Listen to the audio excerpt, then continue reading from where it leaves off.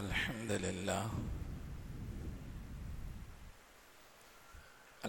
لله نحمده ونستعينه ونستغفره ونؤمن به ونتوكل عليه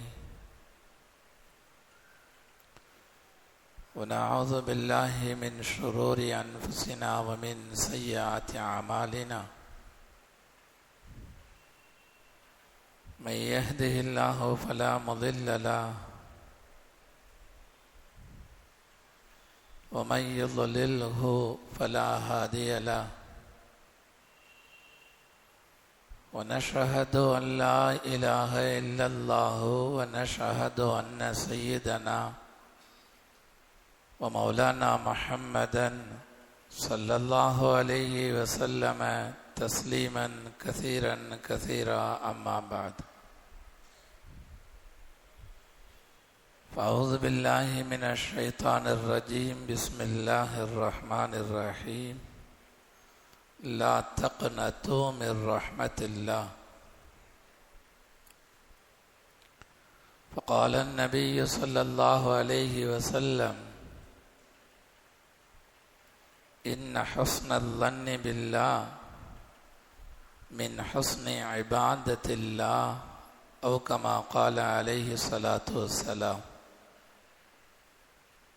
رب اشرح لي صدري ويسر لي أمري واحلل عقدة من لساني يفقهوا قولي سبحانك لا علم لنا إلا ما علمتنا إنك أنت العليم الحكيم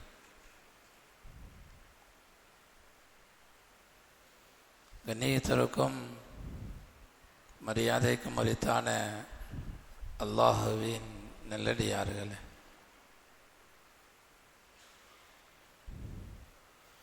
அல்லாஹு ஜல்ல ஷானஹு தஆலா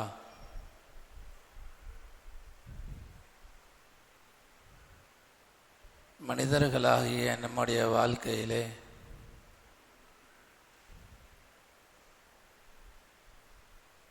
நல்ல விஷயங்களையும் நல்ல நிலைகளையும் சில நேரங்களிலே சோதனையான நிலைகளையும் அல்லாஹு தஆலா தருவது உண்டு. எல்லா நேரத்திலேயும் அல்லாஹுவின் மீது நல்லெண்ணம் வைக்க வேண்டும் என்பதுதான் ஒரு முஃமினுடைய உண்மையான தன்மை. அல்லாஹ் நன்றாக வைத்திருக்கும் பொழுது அல்லாஹ்வை நல்லபடியாக பேசுவது, நல்லெண்ணம் வைப்பது, லேசான சோதனைகளை தரும் பொழுது அல்லாஹுடைய விஷயத்திலே நல்லெண்ணங்களை விட்டும் நாம் நீங்கி விடுவது, இது ஒரு முஃமினுடைய நிலை அல்ல. சோதனைகள் வந்தாலும் கூட அப்பொழுதும் அல்லாஹுடைய விஷயத்திலே நல்லெண்ணம் தான் வைக்க வேண்டும். பெருமானார் ஸல்லல்லாஹு அலைஹி வஸல்லம் அவர்கள் ஹதீஸிலே இப்படி சொல்வார்கள், இன்ன ஹுஸ்னல் ظنி பில்லாஹ் மின் ஹுஸ்னி இபாதத்தில்லாஹ். அல்லாஹுடைய விஷயத்திலே நல்லெண்ணம் வைப்பது அல்லாஹுவை வணங்குவதிலே ஆக சிறந்த வணக்கம் என்பதாக பெருமானார் ஸல்லல்லாஹு அலைஹி வஸல்லம் அவர்கள் குறிப்பிடுவார்கள். வாழ்க்கையில் என்ன சோதனை வந்தாலும் எல்லாமே நல்லதுக்குத்தான், இதுவும் அல்லாஹு ஜல்ல ஷானஹு தஆலா நல்லதுக்குத்தான் செய்திருக்கிறான் என்பதாகத்தான் நினைக்க வேண்டும் ஒரு முஃமின். ஒரு சோதனை கஷ்டம் என்கிற பொழுது அல்லாஹு ஜல்ல ஷானஹு தஆலாவின் மீது தவறான வார்த்தைகளை, வெறுப்பான வார்த்தைகளை சொல்லக்கூடாது. மாறாக அல்லாஹு ஜல்ல ஷானஹு தஆலா என்னுடைய விஷயத்திலே நல்லதுதான் நாடியிருக்கிறான் என்பதாகத்தான் நினைக்க வேண்டும். ஒருபோதும் அல்லாஹுவை விட்டும் நிராசையாகிவிடக்கூடாது. நான் வாழ்க்கையிலே சிக்கி விடுவேன் என்பதாக துவண்டு விடக்கூடாது. அல்லாஹ் என்னை சிரமத்திலே ஆழ்த்திவிட்டான் என்பதாக நினைக்கக்கூடாது. எல்லா நேரத்திலேயும் எவ்வளோ பெரிய சிரமமாக இருந்தாலும் அல்லாஹ் என்னை ஒருபோதும் கைவிட மாட்டான். ஒரு நேரம் வரும் இன்ஷா அல்லாஹ் இந்த நிலையும் மாறும் என்பதாகத்தான் அல்லாஹுடைய விஷயத்திலே நினைக்க வேண்டும். ஹஸரத் யாக்கூப் அலைஹிஸ்ஸலாம் அவர்களுக்கு வந்த சோதனையை குர்ஆன் சொல்லி காண்பிக்கிறது. யூசுப் அலைஹிஸ்ஸலாம் அவர்களின் மீது கடுமையான பிரியம் வைத்திருந்தார்கள். அந்த யூசுப் அலைஹிஸ்ஸலாம் அவர்களை இழந்து விடுகிறார்கள், பிரிந்து விடுகிறார்கள். கடுமையான கவலை. குர்ஆன் ஹஸரத் யாக்கூப் அலைஹிஸ்ஸலாம் அவர்களுக்கு வந்த அடுத்தடுத்த சோதனைகளையும் சொல்லி காண்பிக்கிறது. முதலாவதாக யூசுப் அலைஹிஸ்ஸலாம் அவர்களை இழந்தார்கள். ஒரு நேரம் வந்தது யூசுப் அலைஹிஸ்ஸலாம் அவர்களோடு பிறந்த இன்னொரு சகோதரையும் ஹஸரத் யாக்கூப் அலைஹிஸ்ஸலாம் அவர்கள் இழக்கிறார்கள். உடனிருந்த மற்ற மகன்களிடத்தில் எல்லாம் சொன்னார்கள், யூசுஃபுடைய விஷயத்திலே நீங்கள் எப்படி சூழ்ச்சி செய்தீர்களோ அதுபோலத்தான் அவருடைய சகோதரர் என்னுடைய இன்னொரு மகனுடைய விஷயத்திலேயும் நீங்கள் சூழ்ச்சி செய்துவிட்டீர்கள் என்பதாக யாக்கூப் அலைஹிஸ்ஸலாம் அவர்கள் சொன்ன பொழுது,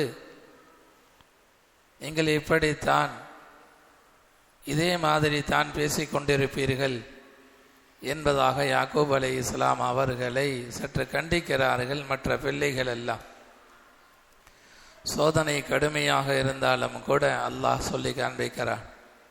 எவ்வளோ பெரிய சோதனை!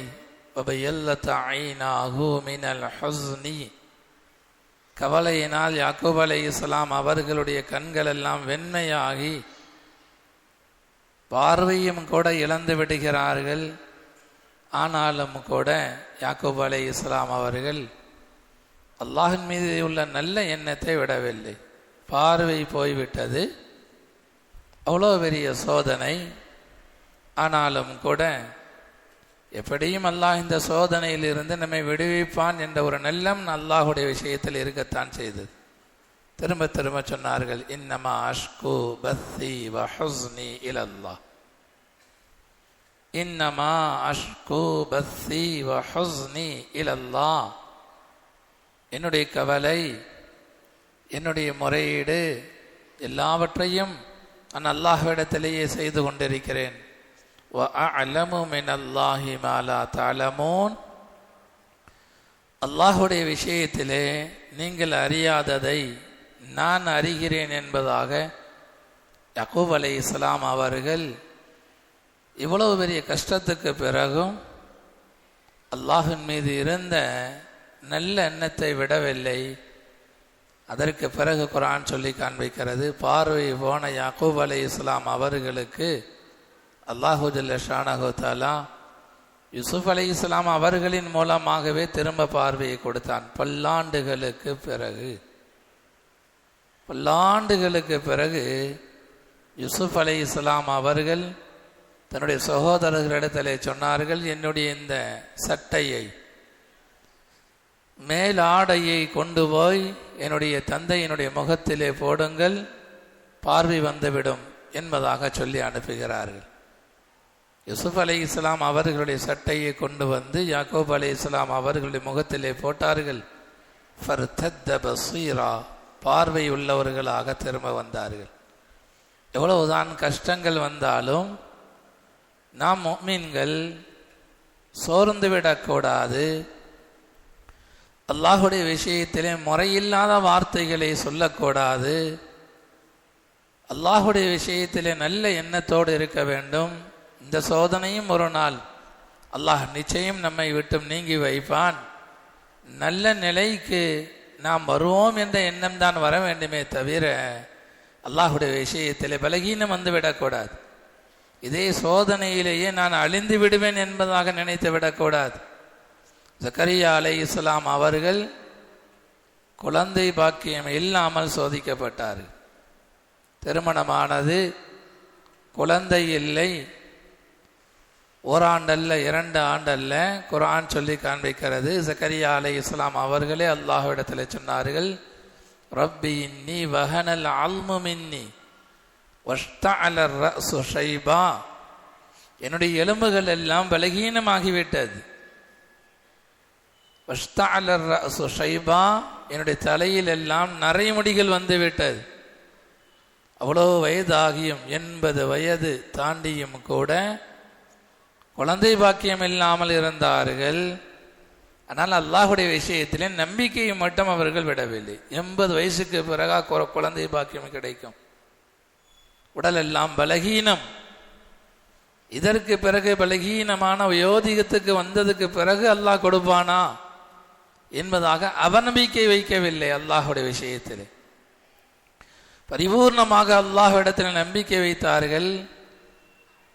ஜக்கரியா அலைஹிஸ்ஸலாம் அவர்கள் சொன்னார்கள், வலம் அகும் பிதுஆஇக ரப்பி ஷகியா, துஆ செய்யும் விஷயத்திலே மட்டும் நான் ஷகியா துர்பாக்கியவானாக ஆக மாட்டேன்.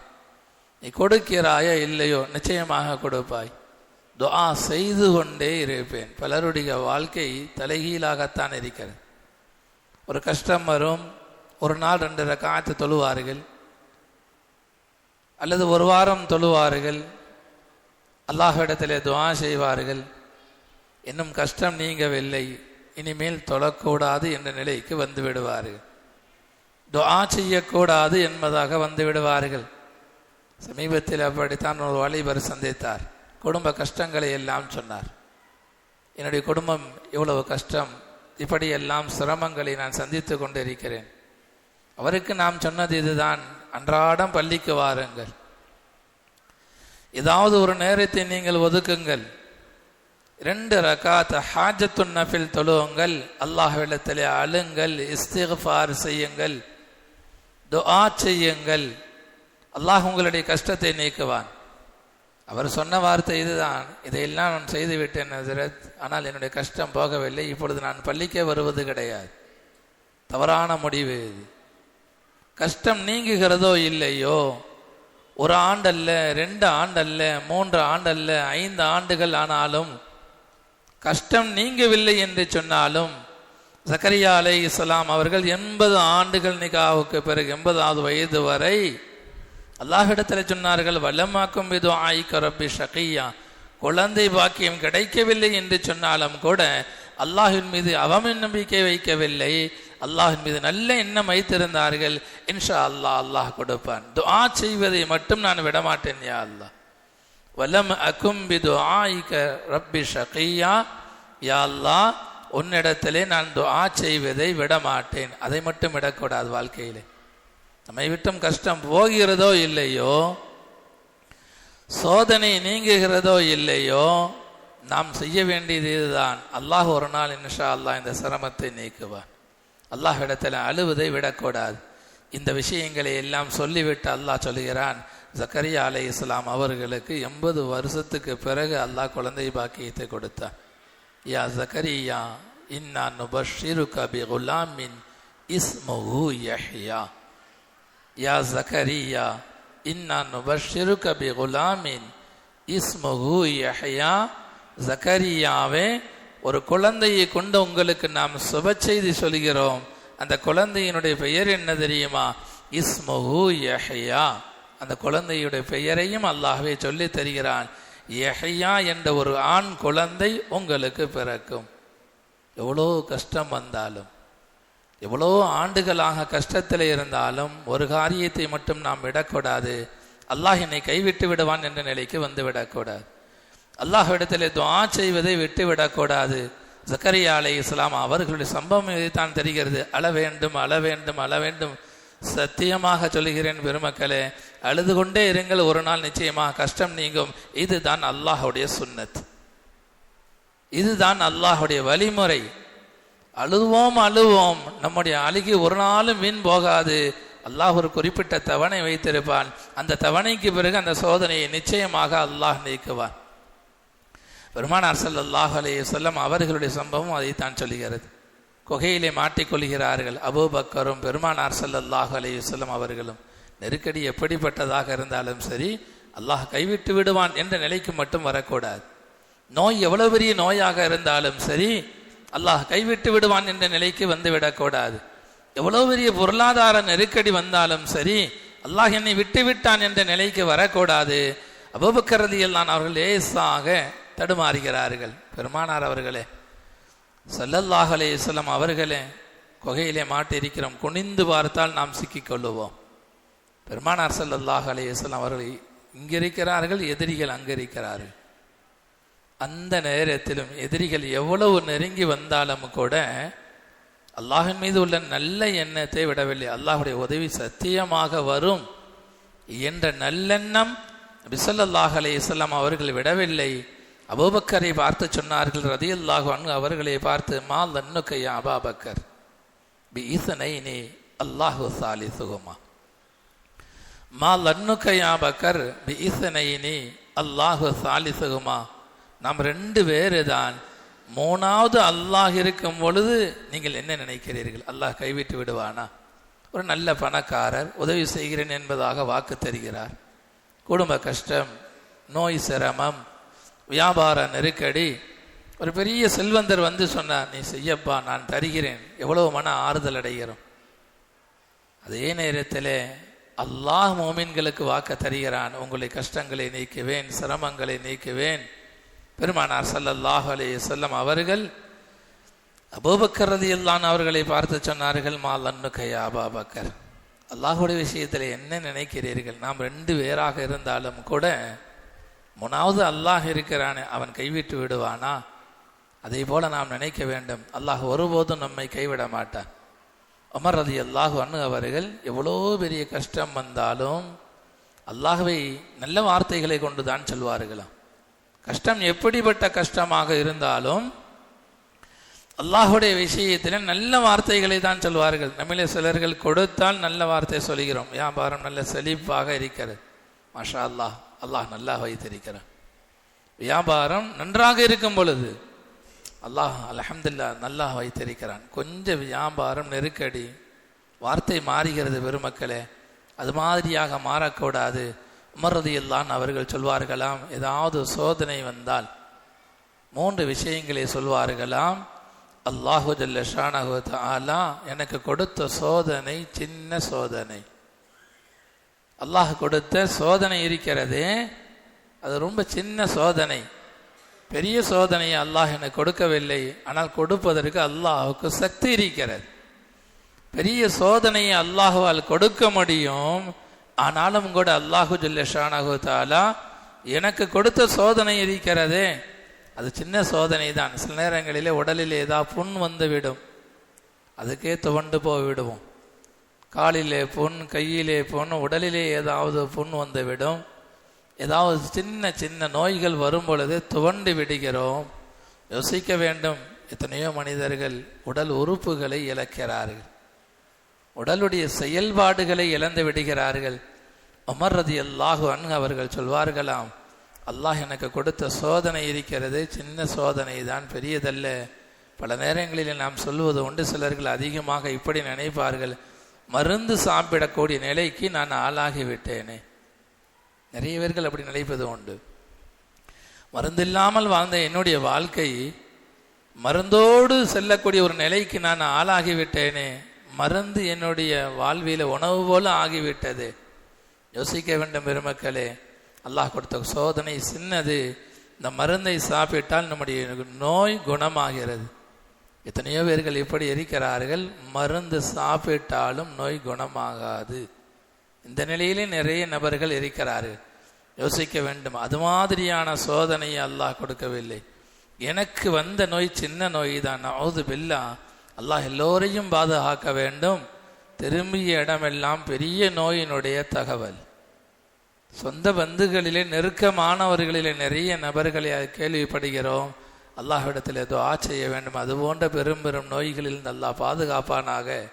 அது மாதிரியான நோய்களை எல்லாம் அல்லாஹ் நமக்கு கொடுக்கவில்லை, சின்ன சின்ன நோயைத்தான் அல்லாஹ் கொடுத்திருக்கிறான் என்பதாக உமர் ரலியல்லாஹு அன்ஹு அவர்கள் முதலாவதாக அல்லாஹுடைய விஷயத்தில் நல்லெண்ணத்தோடு சொல்வார்கள். இரண்டாவது சொல்வார்கள், அல்லாஹ் என்னை உலக ரீதியாகத்தான் சோதித்திருக்கிறான், துன்யா ரீதியாகத்தான் அல்லாஹ் சோதிக்கிறான், மார்க்க ரீதியாக என்னை சோதிக்கவில்லை. உலக ரீதியாக வரக்கூடிய சோதனைகளை ஹஸரத் உமர் ரலியல்லாஹு அன்ஹு அவர்கள் சோதனையாகவே நினைக்கவில்லை. பொருளாதார இழப்பு அதை சோதனையாகவே நினைக்கவில்லை. வியாபார நஷ்டம் அதை பெரிய சோதனையாகவே நினைக்கவில்லை. தீனிலே நன்றாக இருந்த நாம் தீனிலே பின்னடைவு ஏற்படுகிறது என்று சொன்னால் அந்த நேரத்தில் உமர் ரலியல்லாஹு அன்ஹு அவர்கள் கலங்கினார்கள்.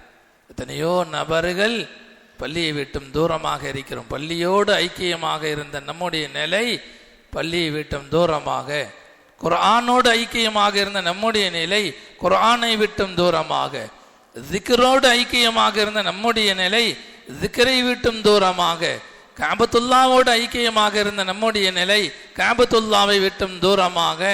கவனிக்க வேண்டும், அல்லாஹ் விரும்பவில்லை, தூரமாக வைக்கிறான்.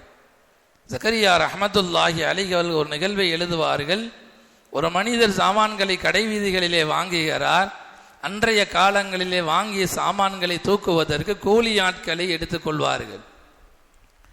அது மாதிரியாக கூலி ஆட்களை சாமான்களை சுமந்து வருவதற்கு வீடு வரைக்கும் அழைத்து வருவார்கள். கூலியை கொடுத்து விடுவார்கள். அதுபோல ஒரு கூலி ஆளை ஒரு மனிதர் தன்னுடைய சாமான்களை எடுத்து வருவதற்கு ஏற்பாடு செய்கிறார். அந்த கூலி ஆள் சொன்னார், தொழுகை நேரம் வந்தால் நான் மஸ்ஜிதுக்கு போய்விடுவேன். தொழுகை நேரம் வந்தால் நான் மஸ்ஜிதுக்கு போய் விடுவேன். தொழுது விட்டுத்தான் உங்களுடைய சாமான்களை நான் வீடு வரைக்கும் கொண்டு சேர்வேன்.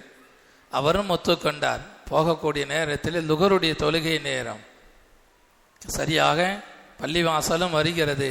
அந்த கூலியால் சொன்னார், நான் தொழுக போக வேண்டும், நீங்கள் வேண்டுமானால் காத்திருங்கள், இல்லை என்று சொன்னால் வேறு ஆளை பார்த்து கொள்ளுங்கள், எனக்கு கூலி கூட வேண்டாம். ஜக்கரியா ரஹ்மத்துல்லாஹி அலைஹி அவர்கள் தங்களுடைய கிதாபிலே இதை பதிவு செய்கிறாரு. இல்லை அப்பா, உனக்காகவே நான் காத்திருக்கிறேன், தொழுது விட்டு வா. தொழப்பானவர் தொழுகிறார் தொழுது கொண்டே இருந்தார். நீண்ட நேரத்துக்கு பிறகுதான் வந்தார். அந்த மனிதனுக்கு எரிச்சல், கோபம். அப்பா, பள்ளிவாசலுக்குள் இவ்வளோ நேரம் உன்னை எது இருக்க வைத்தது? பள்ளிவாசலுக்குள் உன்னை இவ்வளோ நேரம் எது இருக்க வைத்தது? கவனியுங்கள், நம்மளுடைய நிலை எப்படி? இகாமத்து சொல்லும் பொழுது வருவோம், பருது முடிந்தவுடனே வேகமாக செல்லக்கூடிய நிலை, இது நம்முடைய மனதினுடைய நிலை. அந்த கூலியால் வந்தார், சம்பாதிக்க வேண்டுமானால் சம்பாதிக்கலாம். இவருடைய சாமானத்தை கொண்டு போய் வீடு வரை கொடுத்து விட்டு இன்னொரு மனிதனுக்கு சாமானத்தை சுமந்து சென்று அவருக்கு கொடுத்து இன்னும் அதிகமாக சம்பாதிக்கலாம். ஆனால் பள்ளிக்கு போனவர் நிதானமாக தொழுதார். தொழுது முடித்து விட்டு வெளியே வரும் பொழுது அந்த மனிதர் கேட்டார், இவ்வளோ நேரம் பள்ளியிலே உன்னை எது இருக்க வைத்தது? அந்த கூலியால் சொன்னார், உன்னை பள்ளிக்கு வெளியே எது இருக்க வைத்ததோ, யார் இருக்க வைத்தானோ அதே அல்லாஹ் தான் என்னை பள்ளிக்குள் இவ்வளவு நேரம் இருக்க வைத்தான். கவனிக்க வேண்டும், அல்லாஹுக்கு ஏதாவது பிடிக்கவில்லை என்று சொன்னால் நம்மை பள்ளியை விட்டும் அல்லாஹ் தூரமாக்கி விடுவான், குர்ஆனை விட்டும் தூரமாக்கி விடுவான், திக்ரை விட்டும் தூரமாக்கி விடுவான், தீனை விட்டும் தூரமாக்கி விடுவான், நல்ல அமல்களை விட்டும் தூரமாக்கி விடுவான். ஹஸரத் உமர் ரலியல்லாஹு அன்ஹு அவர்கள் சோதனை வரும்பொழுது இப்படி சொல்வார்களாம், அல்லாஹு ஜல்ல ஷானஹு தஆலா எனக்கு கொடுத்த சோதனை அது தீனுடைய அடிப்படையில் அல்ல, உலக ரீதியான சோதனை தான். எவ்வளவு சோதனைகள் வந்தாலும் அல்லாஹுடைய விஷயத்திலே தவறாத வார்த்தைகளை சொல்லிவிடக்கூடாது. எனக்கு கஷ்டம் வந்து விட்டது, அவ்வளவுதான் என்னுடைய வாழ்க்கை என்ற நிலைக்கு வரக்கூடாது. இல்லை, அல்லாஹ் என்னுடைய கஷ்டத்தை நீக்கி வைப்பான். ஒரே ஒரு நிகழ்வை சொல்லி நிறைவு செய்கிறேன். ஹஸரத் அய்யூப் அலைஹிஸ்ஸலாம் அவர்கள், சின்ன நோய் அல்ல பெருமக்களே, இது போல உலகத்தில் யாருக்கும் இந்த நோய் வந்தது கிடையாது. தோல் நோய், தொழு நோய் வந்தது. எத்தனை வருஷங்கள் இருந்தது? 18 ஆண்டுகள் இருந்தது. அல்லாஹுடைய விஷயத்தில் எந்த தவறான வார்த்தையையும் அய்யூப் அலைஹிஸ்ஸலாம் அவர்கள் சொல்லவில்லை. அய்யூப் அலைஹிஸ்ஸலாம் அவர்கள் சொன்ன நல்ல வார்த்தை, அல்லாஹ்வை பார்த்து சொன்னார்கள், ரப்பி அன்னி மஸ்ஸனியல் துர்ரு வ அன்த அர்ஹமுர் ராஹிமீன். ரப்பி அன்னி மஸ்ஸனியல் துர்ரு வ அன்த அர்ஹமுர் ராஹிமீன். எனக்கு கஷ்டம் வந்து விட்டது, ஆனால் வ அன்த அர்ஹமுர் ராஹிமீன், நீ கிருபையாளர்களுக்கெல்லாம் கிருபையாளன். 18 ஆண்டுகள் நோய், உடலெல்லாம் புழு, நாவும் கல்பு மட்டும்தான் உடலிலே மிச்சம் இருக்கிறது. அவ்வளவு கஷ்டம் வந்தும் கூட, நோய் வந்தும் கூட அய்யூப் அலைஹிஸ்ஸலாம் அவர்கள் அல்லாஹ்வை வசைபாடவில்லை. சொன்னார்கள், அன்த அர்ஹமுர் ராஹிமீன், நீ கிருபையாளர்கள் எல்லாம் கிருபையாளன். அல்லாஹின் மீது நம்பிக்கை இழக்கவில்லை. எப்படியும் இந்த நோய் தீரும் என்பதாக தெரியும். மருந்தை அல்லாஹ் எங்கு வைத்திருந்தான் தெரியுமா? அய்யூப் அலைஹிஸ்ஸலாம் அவர்கள் எந்த இடத்துல படுத்திருந்தார்களோ அந்த பூமியில் இருந்து அல்லாஹ் மருந்தை கொடுத்தான். அய்யூப் அலைஹிஸ்ஸலாம் அவர்களுக்கு சொன்னான், ஒரு குல் பி ரிஜ்லிக ஹாதா முக்தஸலுன் பாரிதுன் வஷராப். அய்யூப் அவர்களே, பூமியிலே உங்களுடைய காலை கொண்டு தட்டுங்கள், மிதியுங்கள். அய்யூப் அலைஹிஸ்ஸலாம் அவர்களை மிதித்தார்கள். பூமியில் இருந்து ஊற்றுக்கண் வந்தது. பூமியிலிருந்து நீரை அல்லாஹ் வர வைத்தான். அந்த நீரை கொண்டு குளியுங்கள், குடியுங்கள். 18 ஆண்டுகள் இருந்த ஒரு தொழு நோய் ஊரெல்லாம் ஒதுக்கி வைத்தார்கள். அப்படிப்பட்ட ஒரு தொழு நோயை சாதாரணமாக ஒரு தண்ணீரை கொண்டு அல்லாஹ் ஷிஃபாவை கொடுக்கிறான் என்று சொன்னார். அது மட்டுமல்ல, அந்த நோயினால் குடும்பத்தை இழந்திருந்தார்கள், சொத்து சுகங்களை இழந்திருந்தார்கள். அப்பொழுது அல்லாஹ் இந்த நோயை குணப்படுத்தியது மட்டுமல்ல, வவஹப்னா லஹு அஹ்லஹு வமிஸ்லஹும் மஅஹும். அய்யூப் அலைஹிஸ்ஸலாம் அவர்களுக்கு இழந்த அதே சொத்துக்களை கொடுத்தான். இழந்த அதே குடும்பத்துக்கு பகரமாக நல்ல குடும்பங்களை அல்லாஹ் கொடுத்தான்.